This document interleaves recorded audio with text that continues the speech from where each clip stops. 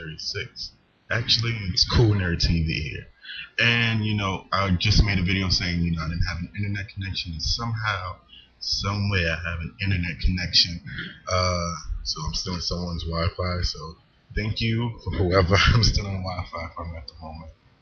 Until, my house and all that is repairs and all that is good. So let me just, I'm sorry, but there's not going to be a wrestling news thing today, because I know by the time I finish recording and editing, this connection is going to give out somehow, and I'm going to be super pissed if it does that in mid-upload. So I might as well just give y'all a direct webcam video and see how well this goes. But yeah, so let's just get into it real quick. Let's just talk about NXT.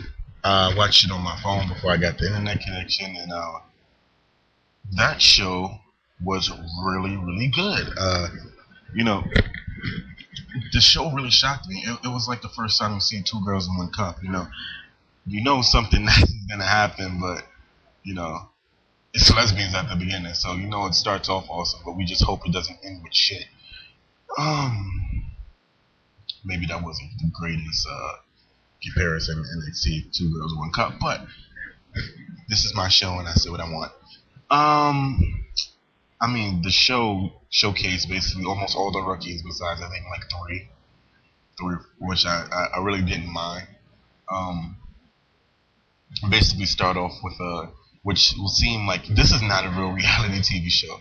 So I think this is where the WWE got all its fans thinking they were going to give us a real reality TV show in terms of like Tough Enough, and it's really just like a scripted EC, like it's basically ECW but without the letters. Now it's NXT, and it's more basically around the wrestlers than around the full facade of wrestling. But it's a pretty cool show. You start off the night with Bryan Danielson or Daniel Bryan, and basically the Miz saying he has the personality to make paint dry. Oh, and just to tell you guys, Michael Cole, you are doing a great job as a heel commentator, because I thought you were annoying the whole time you talked, and I think although you were annoying, that's what you're supposed to do when you're a heel commentator. You're supposed to be utterly annoying, and it's just like, God, I just want to punch you in the mouth. You're doing a great job, so keep doing what you're doing, keep saying what you're saying. You did fuck up one name. You said Michael Slater when it's Heath Slater, so yeah. But you basically start off with Bryan Danielson and The Miz. They're talking. Then Bryan Danielson comes out to The Miz's music, and all the rookies will come out to their pros music. And he basically hypes up the crowd. The crowd is going crazy because we all know who Bryan Danielson is. And I don't know what the other commentator's name was, but he was like, this guy is world renowned and stuff like that. And Michael Cole was like, what the fuck did he really do? Like, who the hell is he? This is his first time in WWE and all that. And even Matt Striker backstage, which I would thought was like a real crazy thing, because I was like, I don't think that they should have, if someone like Matt Striker. That's what makes wrestlers great too. They're great actors. That we know that Matt Striker and Bryan Danielson are connected somehow in ROH, where we all know that Bryan Danielson is basically the king of the mountain in terms of the independent scene, and it just worked out perfectly. It was just like it really showed like the sky's the limit, and it shows that with a lot of these rookies. Bryan Danielson goes. He gets slapped by The Miz. They announced the match later on where he would be facing Chris Jericho. And which ended up turning out being really, really good. But I want to give you my whole thoughts on it, not just Bryan Danielson. But whatever. The other good thing really about the show is that they booked them like rookies. Like Bryan Danielson looked like he shaved off a lot of weight. And he looks like really skinny and really like not bulky, and like he doesn't look like he looked in ROH in the independent scene, and it shows like they really look like rookies. They had them wrestle like rookies, make key rookie mistakes, like taunting after getting a little bit of offense, showing that some are maybe a little more advanced than others when Heath Slater pulled Carlito out the ring, so Christian could get the kill switch in the tag match. And even the camera angles and the presentation showed that it was, something really really great for the rookies. They even had the music was good, and they focused the action on the ring, not more of like the full crowd. And then the wrestlers, it was just more like you have to catch every angle of these wrestlers to show where they might fuck up at. And we all thinking damn, a pro would never make this mistake, although they have spots where they fuck up the same way in most matches, but they really had them wrestle like rookies. I still think Cabal should have been on the show, and he should have teamed up with R-Truth, because I just can't get into the David or Tinga character as much. I mean, that finisher was crap. That finish was crap.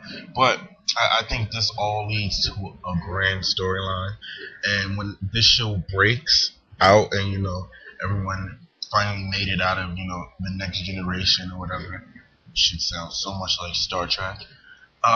It'll create storylines because, like what Bryan Danielson is, either he can go real face and just make the Miz life a living hell, somehow keep getting over, keep getting people to like him, or he can go complete heel and just accept the Miz's advice and tutoring, and and somehow become a better superstar than what he is, in terms of WWE, and that would be awesome. You have David Ortega, basically, he's like MVP-ish, which I think MVP should have been tutoring David Ortega, because the personalities are so alike, and I think that when two personalities are just like each other, they fit so well, perfect together, that it can be pushed. But R-Truth is a great pro trainer.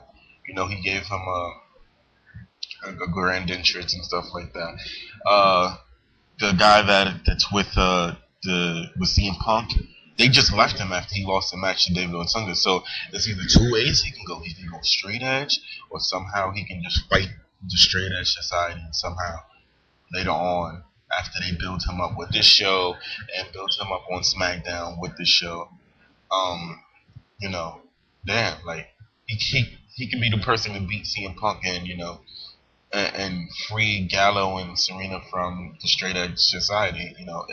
The sky's the limit. They did this show so well that as long as they keep writing it well, it's gonna do perfect. I mean, I can't really complain about the show, and that's hard to say because it's usually I can always find one thing that I can find that I just be like I hated it, and it gave you an insight on the wrestlers, and I couldn't say I hated it at all. You hope it's not like sex. Like, it was great at the beginning, but you hope it didn't climax too fast. So that was not a great metaphor either. I just hope that the WWE can write this story as well and further push all these superstars, because they're only writing for 16 guys, really 8 guys, but you need to have the pros there to push the superstars, make them more likable. So that's pretty much the video. Rate, comment, subscribe. I'm sorry that you guys didn't get the weekly funny video, but trust me, I will be bringing the funny in the next video. I will have my internet back up and everything. It'll be running cool. So I'm out. Peace. Rate, comment, subscribe. I'm Cool Nerd TV, and I just made you a bit smarter. Won yourselves.